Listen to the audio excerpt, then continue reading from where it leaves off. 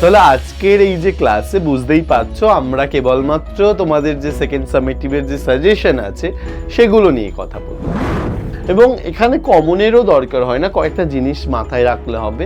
Unseen যখন করবে, আনসিনে কিন্তু কখনোই আগে আজকের ক্লাসে কি ধরনের গ্রামার এবং কি ধরনের রাইটিং করতে পারে সেটা নিয়ে একটু আমরা আলোচনা করি। চলো। Hello my kiddos, welcome to SOE Bangla 9 and 10। কেমন আছো তোমরা? আশা করছি খুব ভালো আছো। সামনেই তোমাদের সেকেন্ড সামেটিভ এক্সামিনেশন এবং তোমাদের ডিমান্ড অনুযায়ী আমরা নিয়ে চলে এসেছি তোমাদের জন্য সাজেশন। তাহলে আজকের এই যে ক্লাসে বুঝতেই পারছো আমরা কেবলমাত্র তোমাদের যে সেকেন্ড সামেটিভের যে সাজেশন আছে সেগুলো নিয়ে কথা বলবো। তবে তার আগে একটা কথা বলে নিই যে ইংলিশের ক্ষেত্রে পার্টিকুলার কোনো সাজেশনের দরকার হয় না এবং সাজেশনও তেমনভাবে হয় না, কারণ তোমরা জানো সিন থাকে, আনসিন থাকে, যেটা তোমাদের অলরেডি কোয়েশ্চেন অ্যান্সারের মানে অলরেডি থাকে, সেখান থেকে দেখে দেখে কোয়েশ্চেন অ্যান্সার লিখতে হয়। তারপরে যে জিনিসটা থাকে সেটা হলো গ্রামার। গ্রামারেরও সাচ অ্যাজ সাজেশন থাকে না, কারণ গ্রামারও আমাদের সমস্ত কিছু রুলস জানতে হয়, না হলে আমরা গ্রামারও সেইভাবে করা যায় না। এবং তারপরে রাইটিং স্কিলের একটা সাজেশনের ব্যাপার আছে এবং তাছাড়াও রাইটিং কিভাবে লিখতে হয় তারও একটা ব্যাপার আছে। তো তোমরা যারা আজকের ক্লাসটা দেখছো অবশ্যই কিছু টিপস এবং ট্রিক্সের ক্লাস হিসাবে তোমরা এটাকে নিতে পারো। অবশ্যই কিছু ইম্পর্টেন্ট জিনিস বলা হবে, ইম্পর্টেন্ট কোয়েশ্চেন অ্যান্সার দেওয়া হবে যেটা থাকবে, তবে তার সাথে ক্লাসে আমরা শেখাবো কিভাবে কোন জিনিসটা কতটুকু লিখতে হবে।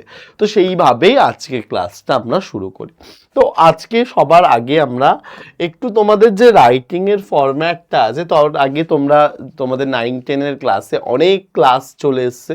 তো যারা ক্লাসগুলো দেখোনি অবশ্যই ক্লাসগুলো গিয়ে দেখো, তাহলে কিন্তু অবশ্যই উপকার তোমাদের হবে। তো এবারে হচ্ছে চলো সাজেশনের আগে আমরা জেনে নিই কোয়েশ্চেন ফরম্যাট কি আছে। কোয়েশ্চেন ফরম্যাট জানা কিন্তু খুব ইম্পর্টেন্ট। তো তোমরা জানো যে সেকেন্ড সামেটিভ তোমাদের 40 মার্কসের হয়, তাই তো?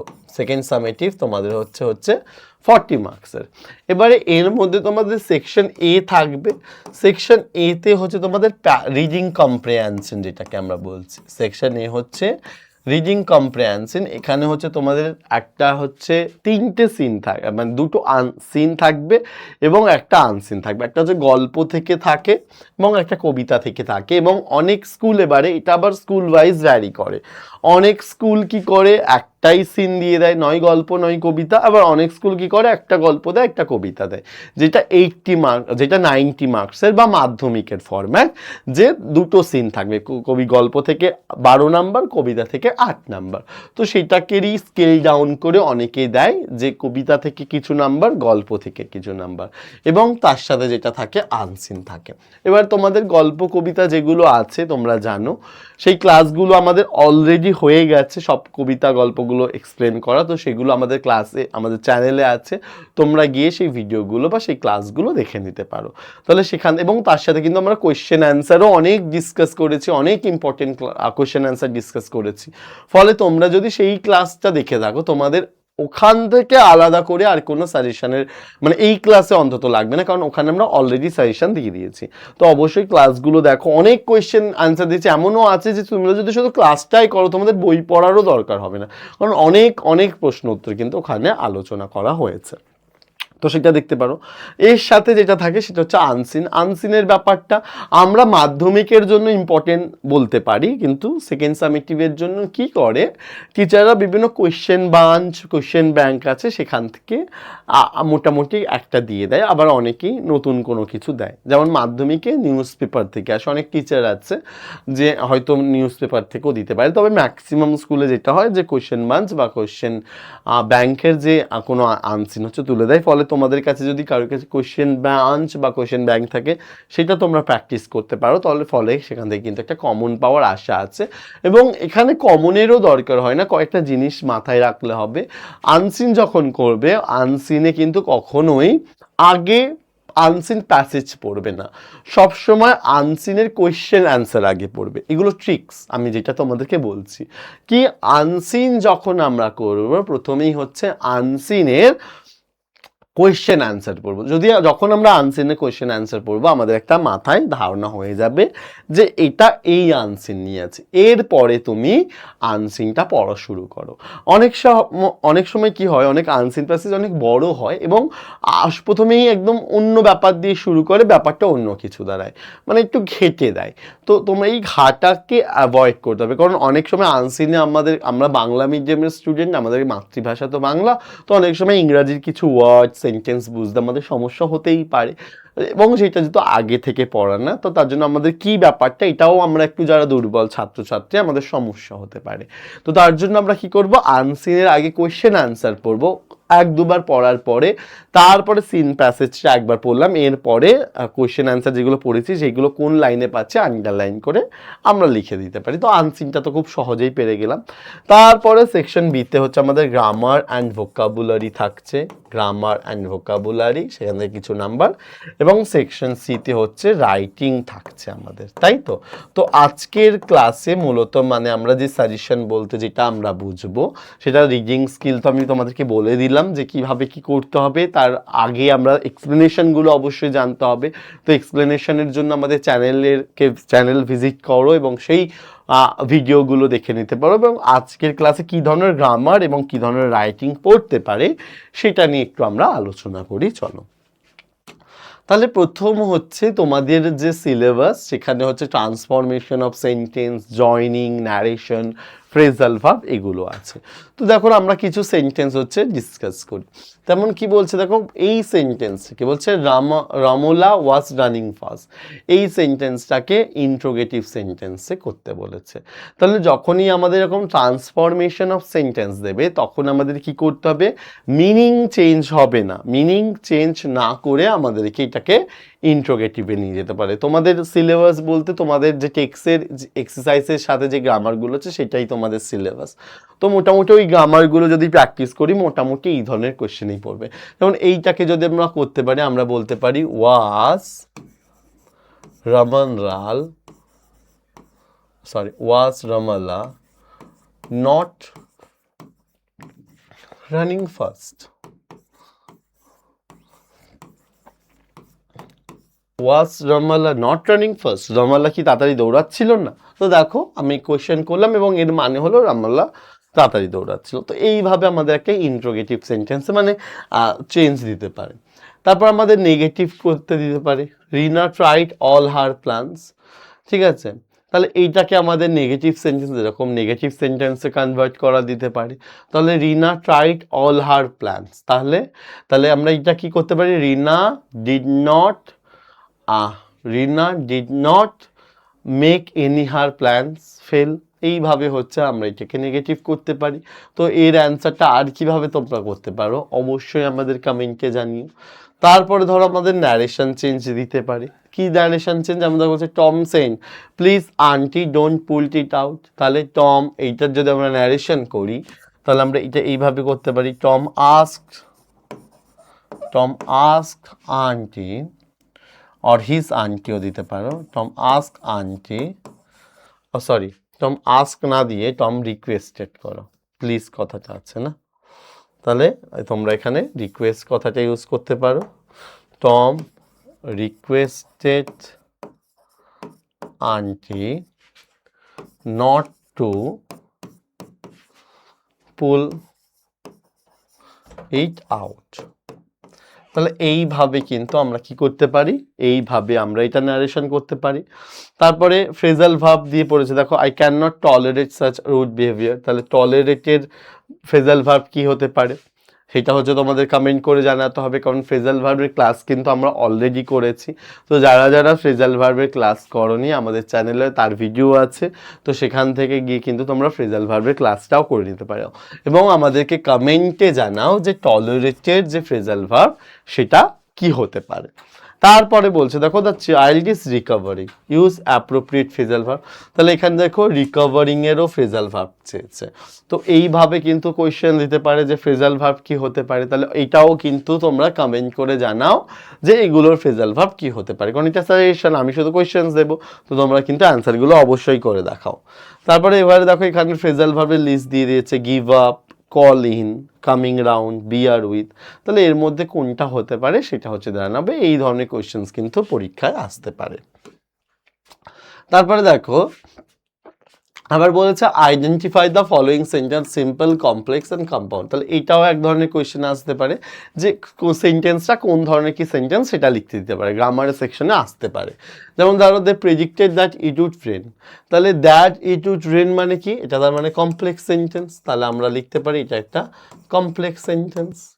তারপরে কি বলছে দেখো, the weather being fine the children went out to play, তাহলে এই যে the weather being fine the children went out to play, এটা কোন ধরনের সেন্টেন্স, এটা সিম্পল সেন্টেন্স। তো এইটাও কোনটা কি ধরনের সেন্টেন্স, সেন্টেন্স নিয়েও কিন্তু আমাদের একটা ডিটেলস ক্লাস আমরা করেছি, তো সেটাও কিন্তু তোমরা আমাদের চ্যানেলে গিয়ে দেখে নিতে পারো। তো সেই কোয়েশ্চেন কিন্তু যাই পড়ুক না কেন, কোয়েশ্চেন তো এই হুবহু যে একই সেন্টেন্স দেবে তেমন না, একই ধরনের কোয়েশ্চেন দেবে। তো তার জন্য কিন্তু তোমাদের কনসেপ্ট ক্লিয়ার হওয়া এবং কিছু রুলস জেনে রাখা কিন্তু খুব ইম্পর্টেন্ট। তো তার জন্য কিন্তু তোমাদের ওই ক্লাসগুলো অবশ্যই করতে হবে, কারণ তোমার টিচার কি দিতে পারে, এবার ইংলিশের ক্ষেত্রে একটা ভার্স ব্যাপার, মানে আমাদের একটা মাত্র বই যেখান থেকে টোটালের মানে ফাইনালের কথা বলছি, যে 90 মাত্র 20 নাম্বার ওই বই থেকে পারে, বাকি সব আউট অফ মানে বইয়ের বাইরে। তো তার জন্য কোথা থেকে কি দেবে, এবারে প্রতিটা স্কুলের প্রত্যেকটা টিচারের চিন্তা ভাবনা আলাদা। যদি বোর্ডের ব্যাপার হতো সেটা আমি একটা জেনারেল ধরে বলা যেতে পারে, কিন্তু যেহেতু প্রত্যেকটা স্কুল আলাদা আলাদা, টিচার আলাদা, কোন বই তারা ফলো করছে সেটাও আলাদা ব্যাপার। তো তার জন্য হচ্ছে সবসময় তোমরা সাজেশনস না দেখে তোমরা কিভাবে করতে হবে, ট্রিক্স, টিপস, রুলস, কনসেপ্ট, এগুলো কিন্তু ক্লিয়ার করার চেষ্টা করো। তারপরে এটা কি সিম্পল, তারপর বলছে Rabi wake up early but he could not reach school on time. এটা কি দেখতে পাচ্ছি, এটা আমরা একটা কম্পাউন্ড সেন্টেন্স দেখতে পাচ্ছি। তারপর এটা কি বলছে, finishing his work my father return home, তাহলে এটাও কি একটা দেখতে পাচ্ছি, এটাও আমরা একটা সিম্পল সেন্টেন্স দেখতে পাচ্ছি। তাহলে এইভাবে কিন্তু আমাদের সেন্টেন্স আইডেন্টিফিকেশনও কিন্তু পরীক্ষার কোয়েশ্চেনে আসতে পারে। তারপরে দেখো এইটাও দেয় যে underline the adverb and state their kind, যেহেতু অ্যাডভার্ব তোমাদের এতে আছে, তো অ্যাডভার্ব হচ্ছে আন্ডারলাইন করতে হবে এবং সেটা কোন ধরনের অ্যাডভার্ব লিখতে হবে। যেমন first it is too hot today, তাহলে হটটা কি, হটটা হলো অ্যাডভার্ব অফ ডিগ্রি, তো এইভাবে তোমাদের লিখতে হবে। The girls seldom visit my house, seldom আছে অ্যাডভার্ব অফ ফ্রিকোয়েন্সি। তারপরে দ্য হি সার্চ এভরিওয়্যার, তাহলে এই যে এভরিওয়্যার আছে adverb of place. The boy run fast, এই যে ফাস্ট আছে অ্যাডভার্ব অফ ম্যানার। তো এইভাবে হচ্ছে অ্যাডভার্বও কিন্তু তোমাদেরকে কিন্তু জানতে হবে, কারণ অ্যাডভার্ব থেকেও কিন্তু প্রশ্ন আসতে পারে। তারপরে দেখো এখানে আমাদের আর্টিকেল প্রিপোজিশন নিয়ে কোয়েশ্চেন আসতে পারে। যেমন বলছে হোয়াইল দে স্টুড দেয়ার পন্ডারিং, আচ্ছা কি প্রশ্ন হতে পারে, তো মানে অ্যান্সারগুলো তোমরা জানো, অ্যান্সার আমি বলবো না, কারণ এগুলো কিন্তু আমাদের ক্লাসে করানো। তো তোমরা ক্লাসগুলো দেখে বা তোমরা যারা করেছো পরীক্ষার একটা রিভিশন হয়ে যায়, তাহলে তোমরা অ্যান্সারগুলো আমাদেরকে বলো, কমেন্ট করে জানাও। তোমরা বলছো while they stood there pondering dash the strangeness dash this adventures there arrive certain invoice dash the king, তাহলে এরকম আর্টিকেল প্রিপোজিশন, যেমন মাধ্যমিকে এরকম আর্টিকেল প্রিপোজিশন 3 মার্কসের পরে, ঠিক এরকম 3 মার্কসের কিন্তু কোশ্চেন দিতে পারে। ঠিক তারপরেই কারেক্ট ফর্ম অফ ভার্ব, এটাও কিন্তু মাধ্যমিকে 3 মার্কসের দেয়, তো এটাও কিন্তু একটা দিতে পারে। যেমন the Frederick the great dash very strict, তাহলে এখানে বি দিয়েছে মানে কি আমাদের উইথ ওয়াজ হবে, যে Frederick the great was very strict with the soldiers under the his commands, one day he stopped by a soldier. One day he was stopped. He was stopped by a soldier as he was leaving after inspecting the barracks. তাহলে এই যে এইভাবে হচ্ছে আমাদের correct form of ভার্বও কিন্তু পরীক্ষায় আসতে পারে। তারপর আর কি আসতে পারে, তারপর আবার দেখো ন্যারেশন চেঞ্জ দিয়েছে, turn into indirect. Ramesh said to his father, let me invite some of my friends on my birthday party. তাহলে Ramesh suggested his father that he should invite some of his friends on his birthday party, তাই তো এইভাবে কিন্তু আমাদের narration চেঞ্জও আসতে পারে। তারপর এটা দেখো কি বলছে, the son said may my father soul rest in peace, তাহলে the son prayed that his father soul might rest in peace, তাহলে এইভাবে এটারও আমরা ন্যারেশন করতে পারি। Did her answer satisfies you, যেমন তাহলে কি হতে পারে, were you satisfied by her answer. তাহলে এইভাবে হচ্ছে আমাদের ভয়েস চেঞ্জও দিতে পারে, ভয়েস ন্যারেশন তো কমন, তার সাথে adverb identification, sentence identification, transformation of sentence, এগুলো কিন্তু গুরুত্বপূর্ণ তোমাদের সেকেন্ড সামেটিভের জন্য। তারপর দেখো এরকম একটা দেয় যে find out words from the passage in question number 3 that mean the following. এটা আনসিন প্যাসেজ থেকে দেয়। তো এটা কিভাবে করতে হবে, আনসিন, আচ্ছা আনসিন থাকবে সেকশন এতে, বাট এই কোয়েশ্চেনটা থাকবে সেকশন বিতে। তো তোমাদেরকে কি করতে হবে, হচ্ছে আনসিনটা পড়ে নিয়ে এই একই শব্দের অর্থ ওই যে সেন্টেন্সটার মধ্যে আছে, এখানে যেহেতু আনসিনটা আমাদের নেই তো আমরা দেখাতে পাচ্ছি না। যেমন ধরো আনসিনের কোথাও একটা হয়তো জল শব্দটা আছে, এবারে তোমার এখানে কোয়েশ্চেনটা বলেছে যে পানি, তো জল আর পানি দুটো সমার্থক শব্দ, একই শব্দ, তো এই পানির পাশে তোমাকে জলটা লিখতে হবে। তো ঠিক এখানে দেখো পয়জনাস শব্দটা আছে, তো এই পয়জনাস শব্দের সমার্থক অর্থ ওই আনসিন প্যাসেজের মধ্যে কোথাও একটা আছে, তো সেটা তোমাকে খুঁজে নিয়ে এখানে লিখতে হবে। তো এটা হচ্ছে এই ধরনের সেন্টেন্স, মানে এতে তো ফাইনালে তো থাকবে তোমাদের যে মানে কি বলবো, ফাইনালি তো বলে ফাইনাল কোয়েশ্চেন্স, যেটা মানে একেবারে লাস্টে অ্যানুয়াল এক্সামিনেশনস, তো অ্যানুয়ালে তো থাকবেই, তার সাথে কিন্তু আমাদের সেকেন্ড সামেটিভের জন্য কিন্তু খুব ইম্পর্টেন্ট। এরপরে হচ্ছে আমাদের রাইটিং স্কিলস।